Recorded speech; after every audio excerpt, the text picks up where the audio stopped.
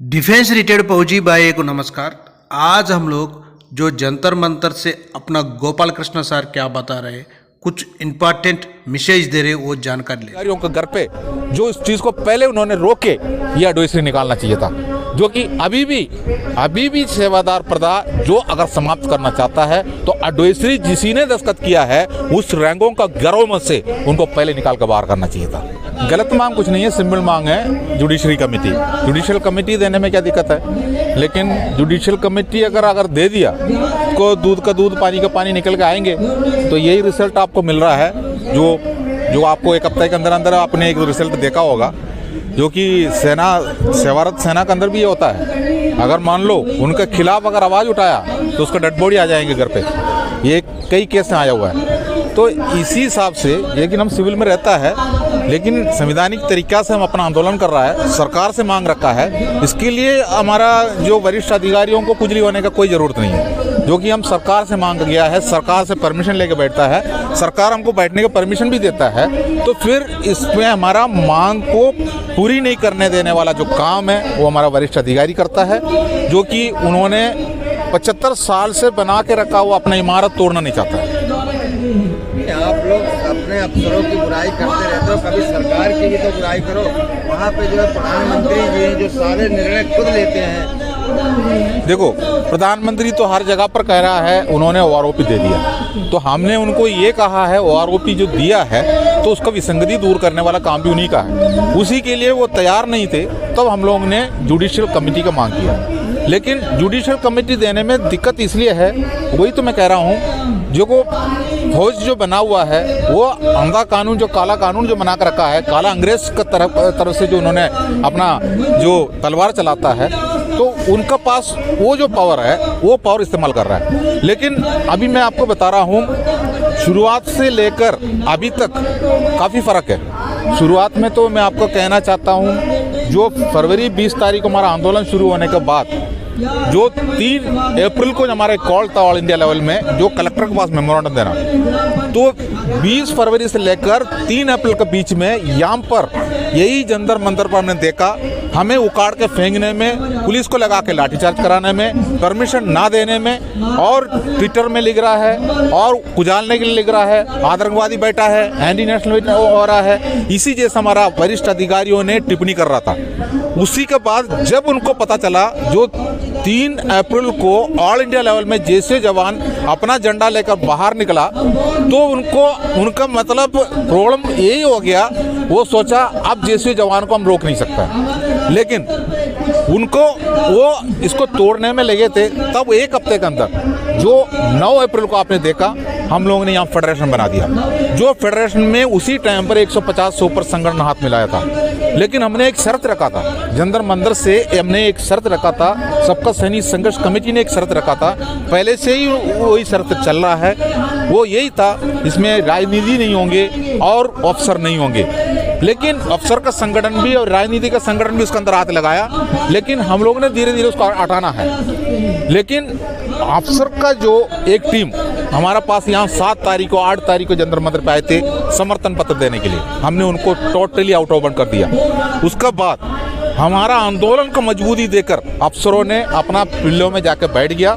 लेकिन धीरे धीरे उन्होंने यहाँ पर अपना जयचंदों को छोड़ा, जो हम लोग, देखो हमारा एक प्रॉब्लम यही है, जैसे जवान है, हम एक दूसरे को नहीं जानता है, तो हमारे पास आके हाथ मिलाते हैं तो हमने उसको गेट आउट तो नहीं कर सकता, क्योंकि उन्हीं का संगठन है ये। लेकिन हम उम्मीद कर रहा है वो हमारे साथ में मिलके हमने जो सोचा है उसी जैसा आगे जाएंगे। लेकिन वो इसी जैसा काम उन्होंने किया है, उसका कारण भी मैं बताना चाहता हूँ, जो कि बुरा लगे अच्छा लगे, लेकिन बताना है, जो कि सेना के अंदर सेवादारी प्रथा जो है उसको समाप्त होना चाहिए, रंग में चिल्ला रहा है। लेकिन आप ये बताइए, जो पुराना टाइम से 75 साल से निकल के आया हुआ जो सेवादार सर्विस करके आया वो भी तो यही जमीन में पूर्व सैनिक बन के बैठा हुआ है। अगर किसी भी अफसर का संगठन में अगर पद दिया है, एग्जीक्यूटिव कमेटी में अगर चुनाव करके दिया है, तो उसी संगठन में वही जो सेवादारी किया हुआ जैसे जवान लगे हैं। अब वो हमेशा वफादार कुत्ता बन के रहता है, जो कि वो हमेशा उनका सामने जाके वो वही रहेंगे। वो हमेशा हमारा ये जो हमारा ये गुलामी को मरने तक लेके जाना चाहता है। लेकिन हमने गुलामी प्रथा के पीछे हम लोगों ने आवाज़ उठाया, यहाँ पर पहले बार उठाया है, लेकिन उसको खींचने में, टांग खींचने में लोगों को लगाया।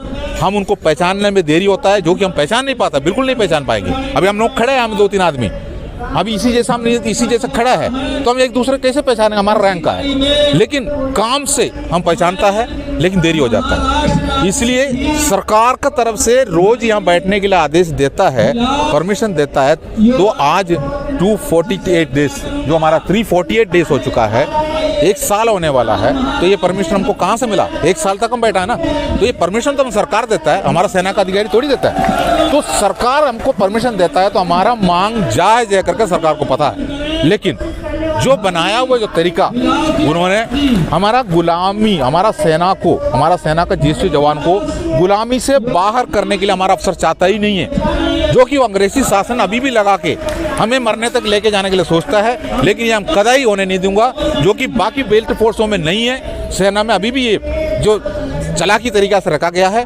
एक एडवाइजरी भी आपने देखा चीफ ऑफ आर्मी का, ये भी मजबूरी में निकाला गया है। एडवाइजरी में कोई ताकत नहीं होता है, वो किसी जगह पर एक सलाह देता है। ये हमारे को रोज रोज मिलता है हमको इसी जैसा जो मैसेज। हमारा सेना के अंदर कई किस्म का परेड होता है सुबह से लेकर शाम तक, उसी में हमको मैसेज मिलता है, ये नहीं करना है, ये करना नहीं चाहिए, इसी जैसा होना चाहिए। उसको बोलता है एडवाइजरी, वो केवल एक एडवाइजरी है, उसी में कोई ताकत नहीं है। अगर ताकत है तो वरिष्ठ अधिकारियों के घर पे जो इस चीज़ को पहले उन्होंने रोके, ये एडवाइजरी निकालना चाहिए था, जो कि अभी भी सेवादार प्रथा जो अगर समाप्त करना चाहता है तो एडवाइजरी जिसी ने दस्तखत किया है उस रैंकों का गर्व से उनको पहले निकाल कर बाहर करना चाहिए था। कह रहा हूँ आप अभी केरल में रह के आए हैं, 1.5 महीना छुट्टी पे थे, वहाँ का क्या चल रहा है? पूर्व सैनिकों की लड़ाई किस तरह लड़ रहे हैं वो लोग सरकार? देखिए, केरला का जो बारे में बताना है तो केरला का 5 संगठन यहाँ पर हाथ मिलाया था, लेकिन एक भी संगठन आज हमारे साथ में नहीं है। जो कि केरला ऐसे एक स्टेट है, राजनीति के बिना घर का दरवाजा से बाहर नहीं निकल सकता। इसलिए यहाँ का मांग है जो राजनीति नहीं होना चाहिए, मतलब संगठन में राजनीति नहीं होना चाहिए, और उसमें के अंदर एक अफसर भी नहीं होना चाहिए, अफसर एक मेंबर भी नहीं होना चाहिए। एग्जीक्यूटिव कमेटी तो छोड़ दो, रक्षा अधिकारी तो छोड़ो पद, लेकिन एक मेंबर भी नहीं आना चाहिए। ऐसी स्थिति में केरला स्टेट यहाँ पर बढ़ चढ़कर हिस्सा नहीं ले सकता है, जो कि वो सिर्फ दिखावा, चेहरा चमकाने वाला काम करके चला जाता है। उसी के बाद वहाँ पर जाके अपना संगठन बनाता है, अपना फेडरेशन बनाता है। हमारा यहाँ का कॉल का डेट में उधर दूसरा कुछ तरीका निकाल देता है। यहाँ का जंतर मंतर का नाम लेकर वहाँ पर जो पब्लिक को इकट्ठा करना चाहता है, लेकिन पूर्व सैनिक जागरूक है। वहाँ पर जो संगठन के ऊपर किसी भी संगठन जो भी यहाँ पर हाथ मिला के गया था, उन्हीं का चेहरा चमकाने वाला काम को उन्होंने पहचान लिया है। व्यक्तिगत रूप से जंतर मंतर पर कई केरला का टीम ने, आप लोगों ने देखा होगा, यहाँ पर आए थे, 10-15 दिन बैठ के गए थे, लेकिन जो संगठन जो हाथ मिलाया है उनसे कोई पॉजिटिव जो फायदा जंतर मंतर पे अभी तक नहीं हुआ। सैनिक भाइयों, जो एडवाइजर आ गया है, सहायक ड्यूटी नहीं रहना और कार नहीं, शॉपिंग नहीं जाना, मैडमों को वो नहीं करना, ये नहीं करना, बहुत कुछ आया हुआ है। लेकिन अभी भी जो एडवाइजर आने के बाद भी बहुत ऑफिसर का घर में अपना भाई लोग सहायक ड्यूटी कर रहे हैं। ये बहुत ज़रूरी है, इसके ऊपर सरकार कुछ ना कुछ फैसला लाना चाहिए। ओके फ्रेंड्स, नेक्स्ट वीडियो मिलेंगे। जय हिंद, जय भारत।